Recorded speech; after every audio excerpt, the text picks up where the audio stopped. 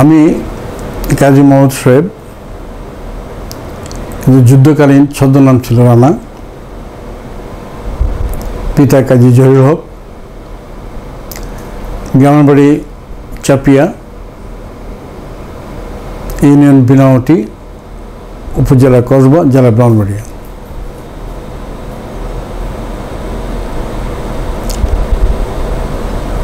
মুক্তিযুদ্ধের ইতিহাস এটা বিরাট ক্যানভাস, এর আলোচনা দীর্ঘমেয়াদী। তবে সংক্ষেপে যেটুকু বলতে চাই, প্রথমে আসতে হবে যে কেন যুদ্ধে গেলাম, কেন মুক্তিযুদ্ধ হলো। সংক্ষেপে বলতে গেলে যেটুকু বোঝাই, আসলে আমি 1965 সনে ছাত্র জীবনে যখন ক্লাস 8-এ পড়ি, তখনই রাজনীতির সাথে অবস্থাগত কারণে সম্পৃক্ত হই এবং আমার এক আত্মীয় দূর সম্পর্কে অ্যাডভোকেট সৈয়দ রহমান, যিনি 21 গ্র্যান্ড মামলা প্রধান কৌশলী এবং জন্নতি শেখ হাসিনার অ্যাডভাইজার ছিলেন, তিনি আমার রাজনৈতিক শিক্ষাগুরু। সংক্ষেপে বলতে গেলে 1965 সনে রাজাভাই ছাত্রলীগ করে আমি ছাত্রলীগে এই মনোমানিত ছাত্রলীগের সাথে সংযুক্ত হই। পরবর্তীতে 66 সনে যখন সদর আন্দোলন হয়, সিনিয়র ভাই যারা লিডার ছিল তাদের সাথে মিটিংয়ে গিয়েছি।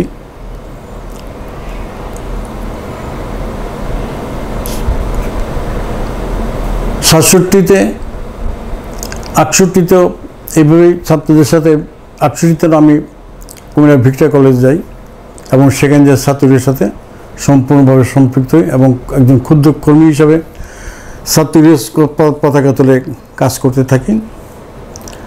68 তো 68 সদর আন্দোলনের সাথে সংযুক্ত। 68-তে তার ধারাবাহিকতা 69-এ গণ আন্দোলন, সেখানে সক্রিয়ভাবে অংশগ্রহণ করি এবং সর্বদলীয় ছাত্র সংগ্রাম পরিষদের কসবা উপজেলা আমিও একজন সদস্য ছিলাম। সেই হিসাবে বিভিন্ন মিটিং মিছিল এবং 6 দফার বক্তৃতা করা, 6 দফার মানুষকে কাছে লিফলেট বিলি করা, বিভিন্ন জায়গায় ছোট ছোট ক্ষুদ্র মিটিং করা, 6 দফা সম্পর্কে মানুষকে বোঝানো, এই কাজগুলো করতাম। তো একটা কথা বলেছিলাম প্রথমে আমি, যে 71-এর ছদ্মনাম কেন রানা নিলাম। কারণ 69 গণ আন্দোলনের সময়, 6 দফা আন্দোলনে, 69 গণ আন্দোলনে এবং 70 নির্বাচনে বৃহত্তর কসবা এলাকার বহু জায়গায় সিনিয়র লিডারের সাথে মিটিং করেছি, মিছিল করেছি, বক্তব্য দিয়েছি। এতদের কারণে এলাকায় নামটা মোটামুটি পরিচিত ছিল। আরেকদিকে আমার বাবা কাজী জহির হক, যিনি কসবা স্কুলের শিক্ষক ছিলেন, অনেক স্বনামধন্য শিক্ষক ছিলেন, তিনি মোটামুটি কসবা এলাকায় পরিচিত ছিলেন। তো 69 গণ আন্দোলন, 70 নির্বাচন একটু বলে রাখা ভালো যে আমার এলাকায় কসবা উপজেলা, তখন কসবা এবং বুড়িচং 2টি থানা নিয়েছিল আপনার সংসদীয় কমিটি। সেখানে আজকে যে আমাদের মাননীয় আইনমন্ত্রী, ওনার বাবার সৈয়দ হক সাহেব নির্বাচন করেছেন, ওনার নির্বাচন করেছি 70-এ।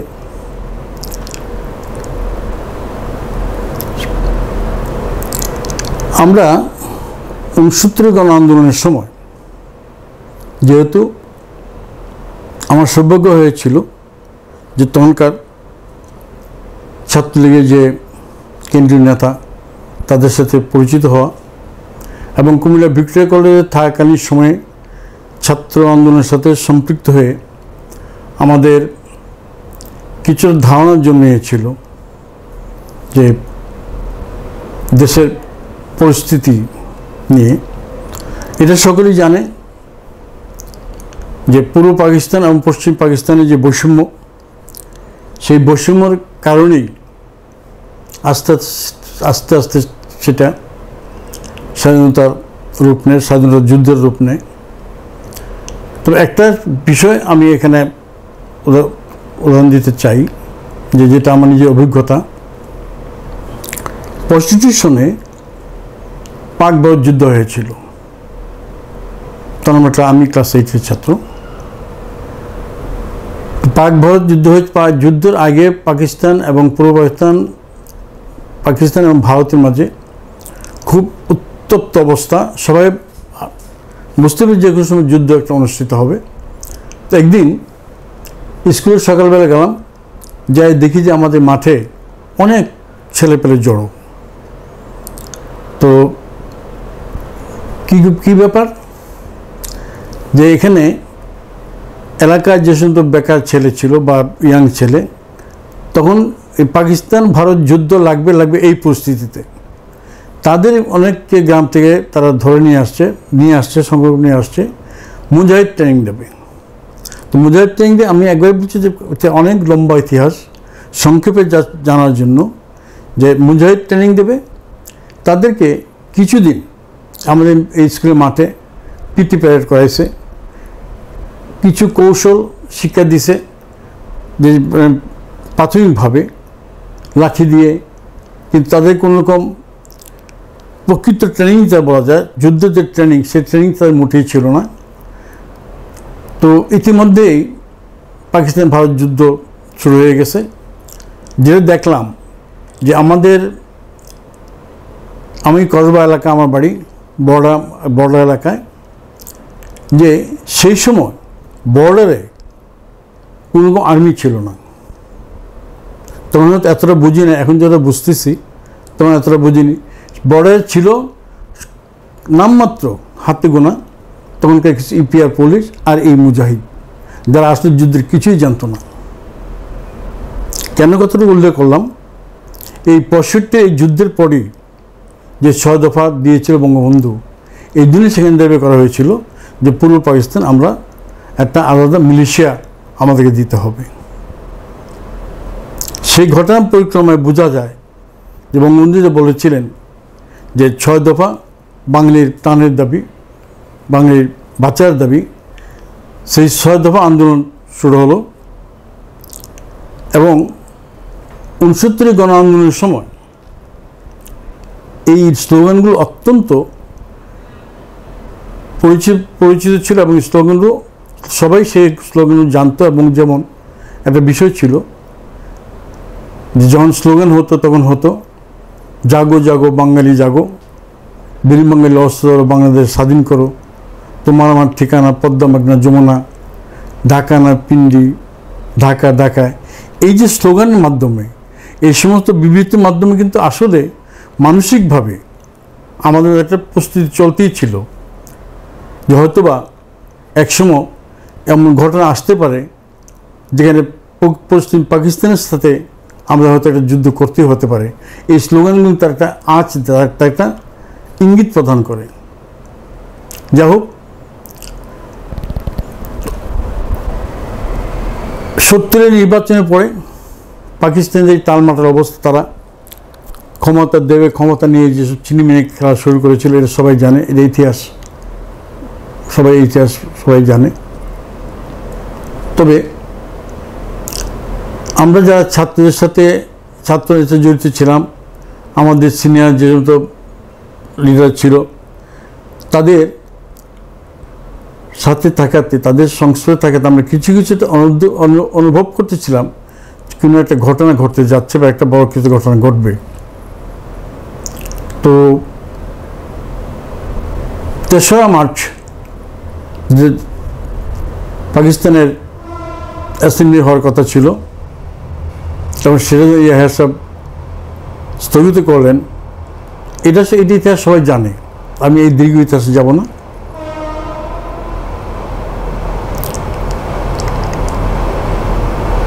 সাতই মার্চে বঙ্গবন্ধু রেসকোর্সে যে ভাষণ দিয়েছিলেন, সেখানে কিন্তু গেরিলা যুদ্ধের একটা রূপরেখা তিনি দিয়েছেন। সবাই জানে বঙ্গবন্ধু সাথী মার্চের ভাষণে যেটুকু আসছে যে আমরা তোমাদের ভাতে মারবো, পানিতে মারবো, যার যা খেয়েছে আছে তাই নিয়ে শত্রু মোকাবেলা করো, আমি যদি হুকুম দেওয়া নাও পারি তোমাদের যার যা আছে তা নিয়ে শত্রু মোকাবেলা করো।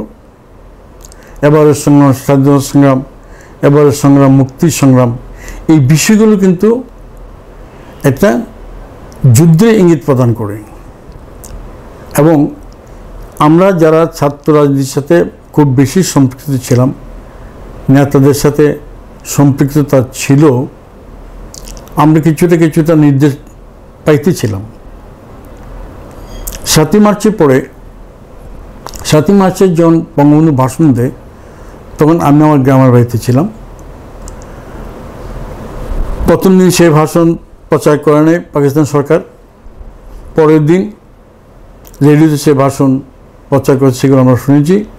এবং আমাদের সিনিয়র নেতাদের নির্দেশক্রমে একটা কথা বলে রাখি, কুমিল্লা ভিক্টোরিয়া কলেজের ছাত্র আমি তখন, এবং সেই সময় আমি ইউটিসি ক্যাডেট ট্রেনিং নিয়েছিলাম, যেটা আজকে বিএনসিসি। ইউটিসি ক্যাডেট ট্রেনিংটা ছিল ওই মনামী থেকে একজন আর্মি আসছেন, তিনি এসে আমাদেরকে ট্রেনিং কলাকৌশল যুদ্ধের কলাকৌশল শিখিয়েছেন, কিছু প্রাথমিক যুদ্ধ সম্পর্কে ধারণা সেটা আমাদেরকে দিয়েছিল। আমরা সেই যারা কুমিল্লা ভিক্টোরিয়া কলেজের যে ইউটিসি ক্যাডেট, আমরা সেই ক্যাডেটটিটা নিয়েছিলাম।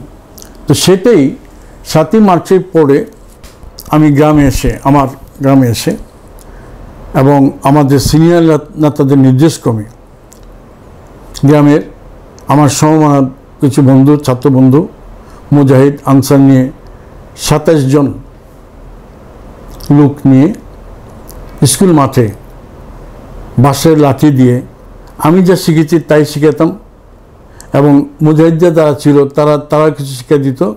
এটা একটা ট্রেনিং তো আমাদের চলতেছিল আমাদের স্কুলে। যদিও পরবর্তী মনে হয়েছে যে এটা আসলে একটা মানে খেলনার মতোই ছিল, তবু তখন উচ্ছ্বাস। আমাদেরকে মনে রাখতে হবে জিনিসটা হচ্ছে, কখনো কোনো দেশে হঠাৎ করে স্বাধীনতা যুদ্ধ শুরু হয় নাই, এবং কোনো দেশেই হঠাৎ করে একদিন বা 1-2 দিনের প্রস্তুতি যুদ্ধ শুরু হয়নি। দীর্ঘ প্রক্রিয়ার পরে একটা দেশের স্বাধীনতা যুদ্ধ হয়, মুক্তিযুদ্ধ হয়। আসলে বাংলাদেশের প্রেক্ষাপটটা ছিল পশ্চিম পাকিস্তান এবং পূর্ব পাকিস্তানের মাঝে যে বৈষম্য ছিল, পাকিস্তানি জান্তা যে পূর্ব বাংলাদেশ শোষণ করতেছিল, এবং শোষণ পদ্ধতি বিশেষ করে 47 সালের পরেই তার ভাষা আন্দোলনের থেকেই এই যাত্রা শুরু। ভাষা আন্দোলনের পর থেকেই আস্তে ধীরে ধীরে ধীরে ধীরে বাংলাদেশ তার বিভিন্ন অবস্থাগত কারণে সংগ্রামের মাধ্যমে মুক্তিযুদ্ধের পথে এগিয়ে গেছে। তো সেই জন্য বলছিলাম যে দীর্ঘ প্রক্রিয়া, দীর্ঘ প্রস্তুতির পরেই স্বাধীনতা যুদ্ধ শুরু হয়। বাংলা ভাষা আন্দোলন 58 বা 58তে হামিদ শিক্ষা কমিশন, এই ধারাবাহিকতায় পরবর্তী সিচুয়েশনে বঙ্গবন্ধু 6 দফা উত্থাপন এবং বঙ্গবন্ধুর বিরুদ্ধে আগরতলা ষড়যন্ত্র মামলা ইত্যাদি থেকে আস্তে আস্তে বাংলাদেশে এই স্বাধীনতা যুদ্ধ থেকে এগিয়ে যায়। তো বঙ্গবন্ধুকে আগরতলা ষড়যন্ত্র মামলায় গ্রেফতার করার পর থেকেই ধীরে ধীরে পূর্ব পাকিস্তানের মানুষ ফুঁসে উঠতে থাকে, এবং এক পর্যায়ে 69 যায় সেটা গণ আন্দোলনের রূপ নেয়। 69 গণ আন্দোলনে বাধ্য হয়ে আইয়ুব খান বঙ্গবন্ধুকে আগরতলা ষড়যন্ত্র মামলা থেকে অব্যাহতি দেয়। পরবর্তী পর্যায়ে 70 নির্বাচন নির্বাচনে আওয়ামী লীগ একক সংখ্যাগরিষ্ঠতা পাওয়ার পর ক্ষমতা হস্তান্তর করার যে পায় তারা, এটা এই দেশের মানুষ আস্তে আস্তে অনুভব করতে পারছে, বুঝতে পেরেছিল যে না, তারা আমাদেরকে, আমরা বাংলাদেশে তা ক্ষমতা দেবে না। যার জন্য 7 মার্চ বঙ্গবন্ধুর ভাষণের পর এই দেশের আপামর জনগণ এক অভূতপূর্ব সাড়া দেয় এবং 7 মার্চের পরে বঙ্গবন্ধুর নির্দেশ ছাড়া কোনো কাজই হতো না। পূর্বাবস্থান সরকারি পর্যায়ে পূর্বাবস্থান অচল হয়ে গিয়েছিল। তো একটা কথা বলি, আজকে 56 বছর পর মুক্তিযুদ্ধের ইতিহাস বলতে গিয়ে, স্মৃতিচারণ করতে গিয়ে সম্ভব নয়, কারণ এখন বয়স প্রায় 74+। এত জিনিস মনে থাকে না। এতদিন পর এসে স্মৃতিচারণ করতে গিয়ে অনেক কিছু ভুলে গিয়েছি। অনেক তারিখ মনে, অনেক ঘটনা অনেক সময় মনে থাকে না। তবু যতটুকু স্মৃতিচারণ করা যায় সেখান থেকেই বলছি যে 7 মার্চ পরে আসলে পূর্বাবস্থান উত্তাল হয়ে গিয়েছিল এবং তখন মূলত বঙ্গবন্ধু নিচে পূর্বাবস্থান সমস্ত কার্যক্রম চলত। তো 25 মার্চে তারা পাকিস্তানের হায়না যেভাবে নিরস্ত্র মানুষের উপরে ঝাঁপিয়ে পড়েছিল, সেখান থেকেই মুক্তিযুদ্ধ প্রথম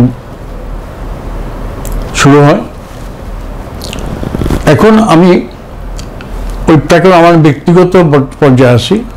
আমি আগেই বলেছিলাম যে 7 মার্চের পরে এবং আমাদের সিনিয়র নেতাদের নির্দেশক্রমে আমরা মোটামুটি প্রস্তুত ছিলাম যে কোনো সময় ডাক আসতে পারে, মুক্তিযুদ্ধ হতে পারে, যেতে হতে পারে।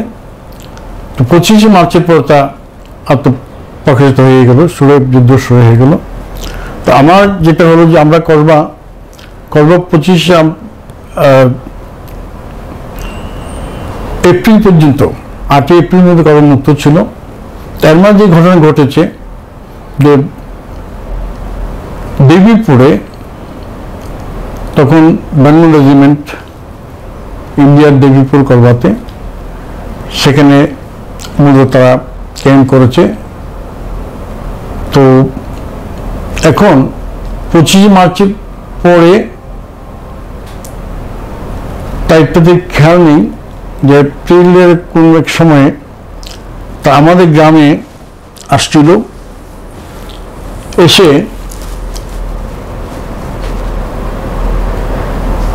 এপ্রিল মাস, আমি একটু পেছনে যাচ্ছি আবার, যাই হোক। তো 8 এপ্রিল 1 বৈশাখ মনে হচ্ছিল বুধবার, কসবা পাকানে আসে।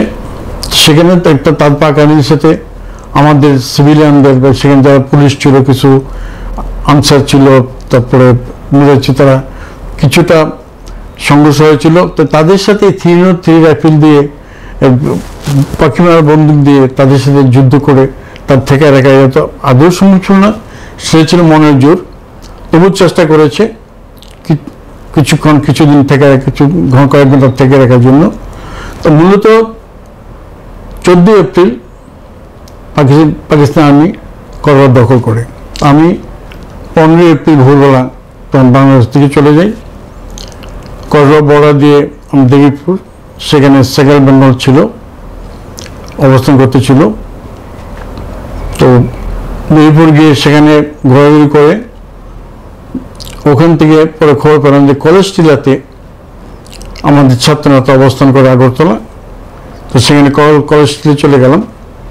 কলেজ টিলে সেদিন সেখানে অপেক্ষা, কোথায় গেলে ট্রেনিং করা যাবে, কোথায় ট্রেনিং হচ্ছে তার খবর নিতে থাকলাম, কিন্তু সঠিক খবর পাচ্ছি না এবং তখন ট্রেনিং শুরু হয় নাই। এরই মাঝে আবার ফিরে আসলাম একদিন, ফিরে আসলে আবার সব মাঝে দেবীপুর ফিরে আসলাম একদিন, এসে সেখানে ক্যাপ্টেন জাফর সাহেবের সাথে পরিচিত হলো। ওনাকে বললাম ট্রেনিং নিতে চাই, আমার সাথে আমার এক ভাই ছিল, উনি এক রাতে আমাদেরকে পাঠিয়ে দিলেন সাবরুম বর্ডারে। তো সেখানে যে দেখলাম যে সাবরুম, ওখানে আসলে ট্রেনিং শুরু হয় না, এখন ট্রেনিং দিচ্ছে না, কিন্তু গ্রেনেড থ্রোয়িং একটা প্রাথমিক শিক্ষা দিয়ে কিছু মুক্তিযোদ্ধাকে দেশের ভিতরে পাঠিয়ে দিচ্ছে।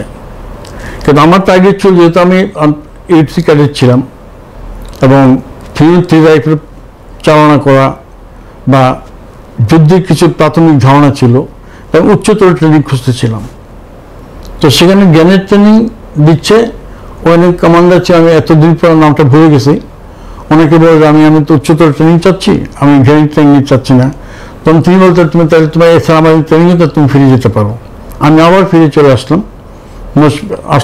কলেজ টিলা, আগরতলা কলেজ টিলা।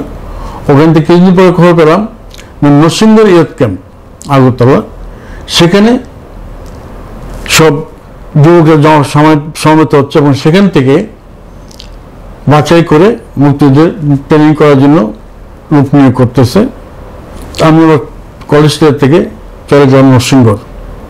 এখানে বলে রাখা ভালো, তখন নরসিংগড় ইয়ুথ ক্যাম্পের যে চার্জে ছিলেন, পরবর্তীতে বাংলাদেশ সেনাবাহিনীর প্রধান ছিলেন লেফটেন্যান্ট হারুন সাহেব, তিনি সবেমাত্র সেকেন্ড লেফটেন্যান্ট, তিনি নরসিংগড় ইয়ুথ ক্যাম্পের দায়িত্বে ছিলেন। আর সিভিলের দায়িত্বে ছিলেন তখন নবীনগরের MNA দেওয়ান বাসেট সাহেব। তো নরসিংগড় সেখানে প্রায় আমি 15-20 দিন কাটিয়েছি, কিন্তু ওখান থেকেও কোন লোক সংলগ্ন হওয়ার নিচ্ছে না। আবার ফিরে আসলাম ইয়েতে আগরতলা কলেজ টিলা আসে, সেই ছাত্র নেতার সাথে ছাত্র নেতার সাথে থাকতো। তো ওই সময় ওদিন এসে হঠাৎ করে আব্দুল কুদ্দুস মাখন ভাইয়ের সাথে দেখা হয় আমার। দেখা হওয়ার পর আমি আবার মাখন ভাইকে জিজ্ঞেস করলাম, রাজা ভাই কোথায় আছে? তো মাখন ভাই আমার দেখে বলছে, তুই কোথায়? রাজা ভাই খুঁজতেছে। আমি বললাম, কোথায় আছে? যে উনি আছে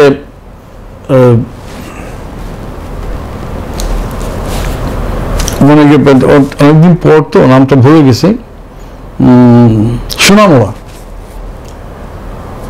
তো আমি ওখান থেকেই আগরতলা যে কলেজটা ছিল, কলেজটা থেকে আমি ক্যাম্পে ফিরে গেলাম নরসিংগড়। যারা আমার যারা ইয়ে ছিল হারুন সাহেবকে বললাম যে আমি চলে যাব, আমি সোনামুড়া যাব। ওনার কাছ থেকে অনুমতি নিয়ে আমি সোনামুড়া চলে আসলাম। সোনামুড়া আসার পরে যেদিন আসলাম ওদিনই আমাদেরকে রাতে প্রায় 30 জন ছাত্র, সবই ছাত্র ছিল, বিভিন্ন বীরগঞ্জের ব্রাউন্ডার এবং চাঁদপুরে কিছু ছাত্র ছিল, আমাদেরকে ট্রেনিংয়ে পাঠিয়ে দেওয়া হয়। তো সেই সময় জানতাম না কোথায় যাচ্ছি বা কোথায় ট্রেনিং সেন্টার। একদিন জার্নি করার পরে আমরা যে ট্রেনিং সেন্টার পৌঁছলাম, পরে সেখান থেকেই জানতে পারলাম যে সেটা হচ্ছে আসাম প্রদেশের কাছাড় ডিস্ট্রিক্ট আপার হাফলং। সেখানে আপার হাফলং, সেখানে আমরা ট্রেনিং ছিল 1 মাস 15 দিন। ইন্ডিয়ান আর্মিরা তারা আমাদের ট্রেনিং করিয়েছে এবং তার তত্ত্বাবধানে ছিল মেজর জেনারেল সুজান সিং ওভান। ওনার তত্ত্বাবধানে আমরা 1 মাস 15 দিন আপার হাফলং ট্রেনিং করলাম। তবে এখানে একটা বিষয় বলে রাখা ভালো, যে ট্রেনিং পিরিয়ডেও আমাদের ট্রেনিং শুরু হয়েছে 3 থেকে শুরু করে LMG পর্যন্ত। জেনারেল ট্রেনিং 1 মাস, এরপর প্রত্যেকে 3টা ভাগ করে দিয়েছে। এক ভাগ গেছে যেটাকে বলা হয় ডেমোনেশন স্পেশালিস্ট, যাদেরকে বলা হতো তাদের শুধু বিস্ফোরক সম্পর্কে 15 দিন ট্রেনিং দিয়েছে। উইপন স্পেশালিস্ট যাদেরকে LMG পরে MG, 30 মোটর, RR এগুলো উচ্চতর ট্রেনিং দিয়েছে। আর একটা দল ছিল যাদেরকে বলছে প্ল্যানিং গ্রুপ, 3 গ্রুপে ভাগ করে ট্রেনিং দেয়। তো আমাকে ডেমোনেশন গ্রুপে আমি 15 দিন স্পেশাল ট্রেনিং নিয়েছি। নেওয়ার পরে 1.5 মাস পর আবার ফিরে এলাম আগরতলা গ্লাস ফ্যাক্টরিতে। সেখান থেকে জানতে পারলাম যে আমাকে আমার এলাকায় পাঠিয়ে দেবে। তবে এইখানে আরেকটু বিষয় বলে রাখা ভালো, বাংলাদেশে যে আমার যুদ্ধ হয়েছিল সেই যুদ্ধের দুটো ক্রাইটেরিয়া আছে বা দুটো বিভাগ আছে বা দুটো ভাগ আছে। একটাই বলে কনভেনশন যুদ্ধ, যেটা সামনাসামনি যুদ্ধ হয়, আরেকটা হচ্ছে গেরিলা যুদ্ধ, যেটা বলে চূড়াগুপ্ত হামলা করা। তো সামনাসামনি যারা যুদ্ধ করে তাদের রণকৌশল একরকম, যারা গেরিলা যুদ্ধ করে তাদের রণকৌশল ভিন্ন রকম। যখন সামনাসামনি যুদ্ধ হয় তখন হেভি হাতিয়ার নিয়ে, সর্বোচ্চ হাতিয়ার নিয়ে সামনাসামনি যুদ্ধ করে, সেখানে আর্টিলারি ব্যবহার হয়, মেশিনের ব্যবহার হয়, ট্যাঙ্ক ব্যবহার হয়, প্লেন ব্যবহার হয়। কিন্তু গেরিলারা সর্বোচ্চ একটা এলএমজি ব্যবহার করতে পারে, তাও পায় না।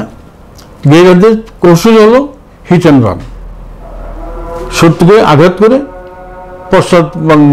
নিরাপদে পশ্চাৎ অপসারণ করা। গেরিলা পারতপক্ষে সামরিক যুদ্ধ করে না। তো যখন যারা সামরিক যুদ্ধ করেছে, বড় যুদ্ধ করেছে, তারা ছিল একরকম যুদ্ধ, আর যারা ভিতরে অবস্থান করেছে সেটা ছিল গেরিলা যুদ্ধ। সামরিক যুদ্ধ খুবই কম হয়েছে, খুবই কম অংশগ্রহণ করেছে। কিন্তু অবস্থাগত কারণে কখনো গেরিলা সামরিক যুদ্ধে অংশগ্রহণ করেছে, যেমন আমার দ্বারা ঘটেছে।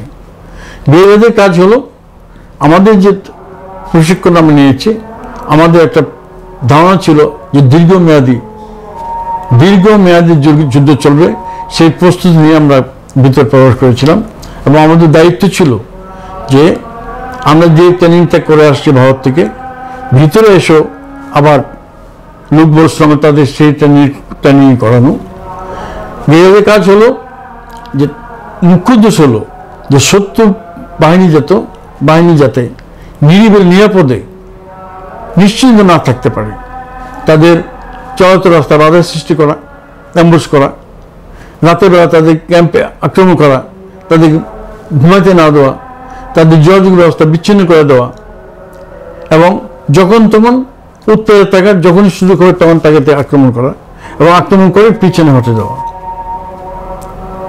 এই কাজটাই বিশেষ করে গেরিলারা করেছে বাংলাদেশের ভিতরে। এবং এই গেরিলাদের তৎপরতা সম্পর্কে, স্বীকৃতি সম্পর্কে ইন্ডিয়ান জার্নালও স্বীকৃতি দিয়েছে। আমার এলাকা ছিল কসবা, মোরাদনগর, দুটো এলাকা আমার দায়িত্বে ছিল। আমার যে লিডার ছিল মোহাম্মদ আব্দুল কুদ্দুস, আমি তার ডেপুটি ট্রাইসি ছিলাম, ডেপুটি কমান্ড। আমাদের তৎপরতা মূলত চলছে মোরাদনগর এবং কসবা। আমাদের কাজই ছিল রাতের বেলা যেমন কুটি ক্যাম্প, তো ক্যাম্পে ওইখানে আছে খাদ্যা এসে বিভিন্ন রাস্তায় আক্রমণ করা, উৎপাতে থাকা। তবুও এই প্রেক্ষাপটে আমাকে বাধ্য হয়ে বা অবস্থাগত কারণে আমি একটা সম্মুখ যাওয়ার পরে, সেটা হল সিমলার যুদ্ধ। সিমলার করবার উপজেলার সবচেয়ে পশ্চিমে একটা গ্রাম, অনেক বড় গ্রাম, প্রায় 5 মাইল তার দৈর্ঘ্য, এবং তার চারিপাশে জলাধার থাকাতে মোটামুটি সেটা ছিল মুক্তিযোদ্ধাদের অভয়ারণ্য। ভারত থেকে যত মুক্তিযোদ্ধা নিয়েছে তারা কসবা বর্ডার দিয়ে পার হয়ে এসে চারগাঁও একটা বাজার ছিল, সেখানে ভারতের সীমানা পার হয়ে সরাসরি চারগাঁও বাজারে আসতো। সেখানে এসে মুক্তিযোদ্ধা সকালবেলা নাস্তা করে, যেটা বলে রেস্ট প্লেস, হোল্ডিং প্লেস, এখান থেকে বাংলাদেশের সব জায়গায় ছড়িয়ে যেত। আর এই সিমলাটা ছিল একটু সেফটি প্লেস, সমস্ত গেরিলা মুক্তিযোদ্ধা সিমলায় অবস্থান ছিল। এই সিমলাটা ছিল পাকিস্তানের টার্গেট। তারা বুঝতে পারছে এখানে অনেক মুক্তিযোদ্ধা থাকে, এবং যারা ভারত থেকে আসে তারা এসে এখানে আশ্রমে, এখান থেকে বিভিন্ন জায়গায় ছড়িয়ে যায়। তারা এই সিমলাকে মুক্ত করার জন্য তারা একটা পরিকল্পনা করে। এটা আমাদের জানা ছিল যে কোনো সময় সিমলার আক্রমণ হতে পারে। তো আমার ঠিক তারিখটা খেয়াল নাই, একবার তার প্রথম চেষ্টা করছে যে রাজাকারকে পাঠিয়ে তার একবার ট্রাই করছে যে সীমা উঠা যায় কিনা, কিন্তু মুক্তিযোদ্ধাদের বাধার মুখে তার পিছু ঘটে গেছে। তো আমি ওদিন একটু সিমলা থেকে আমাদের হেডকোয়ার্টার ছিল সাফুরচন্দ্রলায়, আমি সেখানে ছিলাম।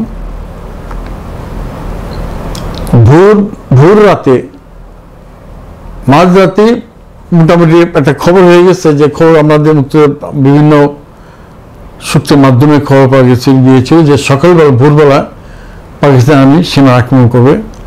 আশেপাশে যত এরিয়া পোস্ট ছিল, যে সমস্ত বেসগুলো ছিল, যৌথসম্ভব সব বেশি খবর পাঠিয়েছিল। তো এই খবর পেয়ে আমি ভোর রাতে সেই সিমলা থেকে সকালবেলা ভোর রাতে ফজর নামাজের পরেই তারা আক্রমণ শুরু করেছে। আক্রমণটা ছিল এরকম যে প্রথম তারা আক্রমণ শুরু করেছে কসবাতে 3টা আর্টিলারি পোস্ট ছিল। একটা ছিল উজানিসার, আর ছিল করবা টিয়ালির বাড়িতে এবং কুটি চৌমনিতে। প্রথম তারা শুরু করে আর্টিলারি ফায়ার করে। তো আমি সেখান থেকে সাফল্য থেকে আস্তে আস্তে আমি আইসা পড়ছি, তোমার অলরেডি তারা শেডিং হইতেছে। তো এই অবস্থা আমি আমার টুলস নিয়ে সামনে আসলাম, এসে যারা ছিল তাদের সাথে আলোচনা করে আমি আমার পজিশন সব ঠিকঠাক করে, এবং সামনাসামনি প্রচণ্ড যুদ্ধ হচ্ছে, ফায়ারিং হচ্ছে। আর সবচেয়ে বড় যেটা তাদের যে 3টা আর্টিলারি 3 জায়গাতে যে সেলিং করতেছে, ওখানে মানে কি বলবো যে এটা ভাষায় প্রকাশ করা যাবে না। যখন সেলিংয়ের মাঝে যুদ্ধমাত্রায় দাঁড়িয়ে থাকা, সে প্রচন্ড হিম্মতের দরকার, সাহসের দরকার।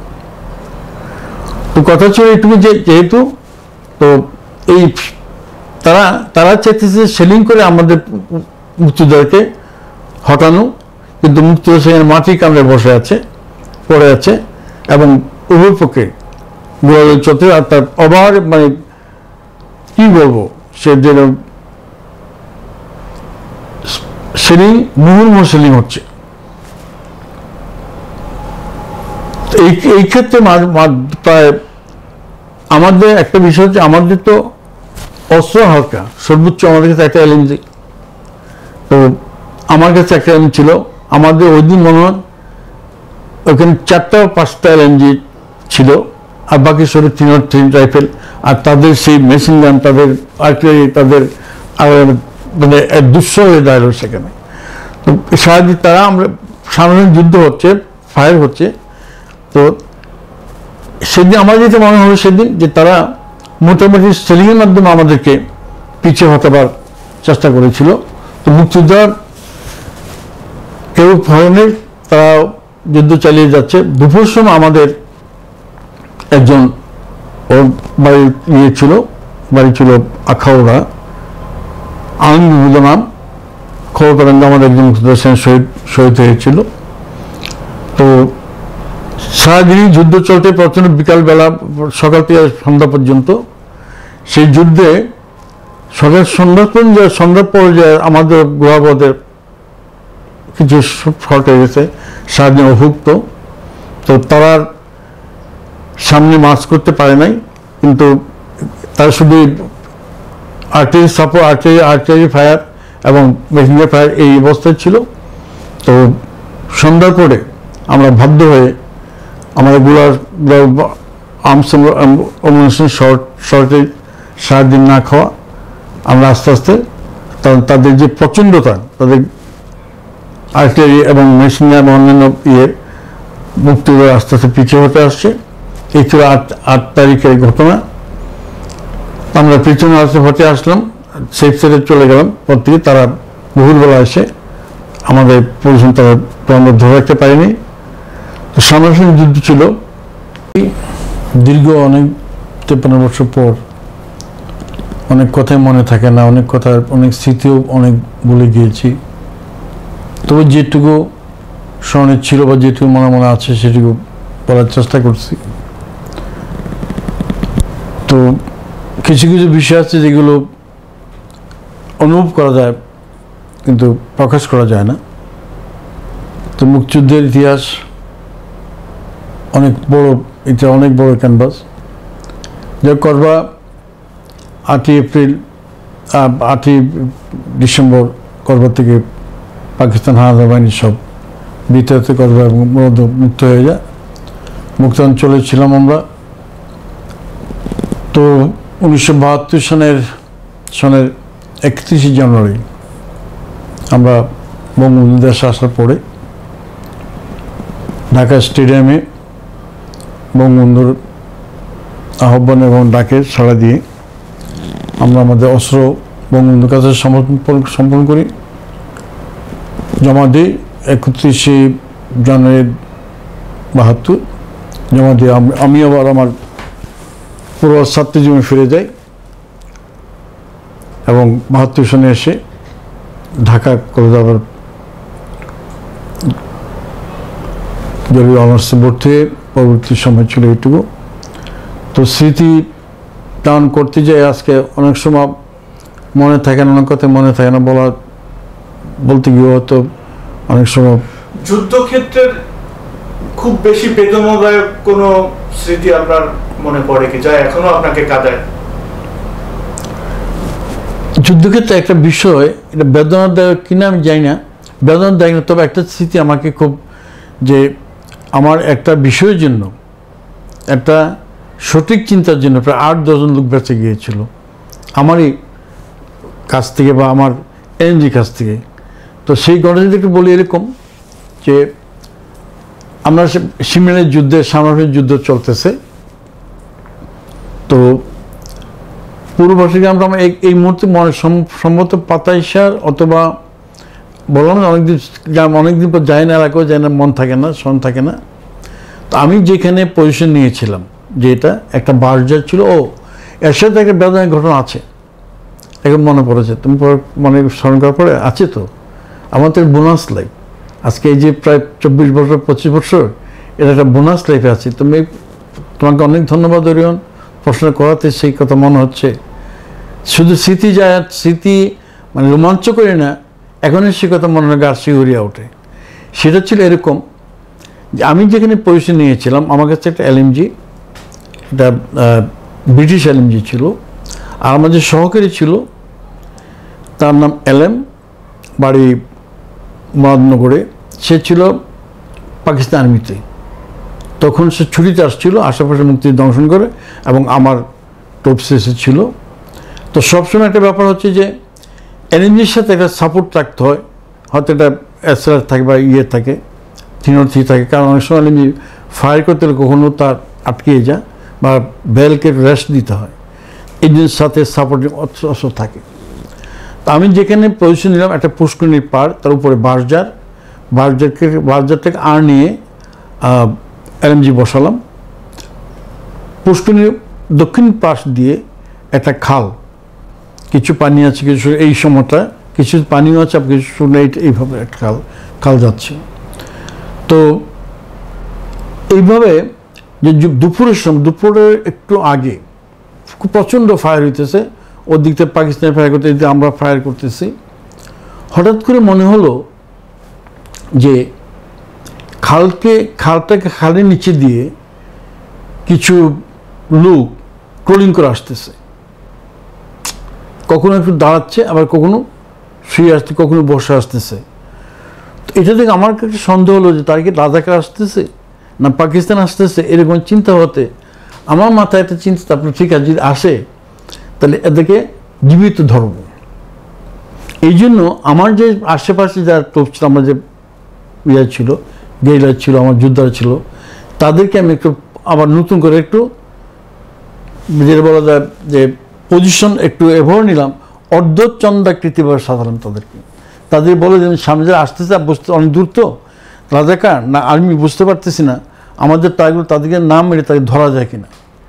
অথবা আমরা অর্ধচন্দ্রাকৃতিভাবে এভাবে আটকালাম যে আমি যদি ফায়ার করি তখন তোমরা ক্রস ফায়ার দিবে, তাদের পেছনে না যেতে পারে, সামনে আসবে। তো স্বাভাবিক অপেক্ষা করতেছি, কতক্ষণ দেখি, মাথা দেখি, আবার কতক্ষণ দেখি না। এই অবস্থায় আমি আমার পজিশন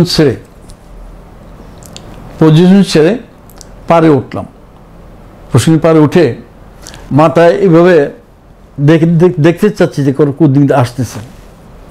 ওই সময় ওই কিছুক্ষণের 5-10 মিনিট পরে ঘটনা ঘটছে চুক্কুর পলক্ষে।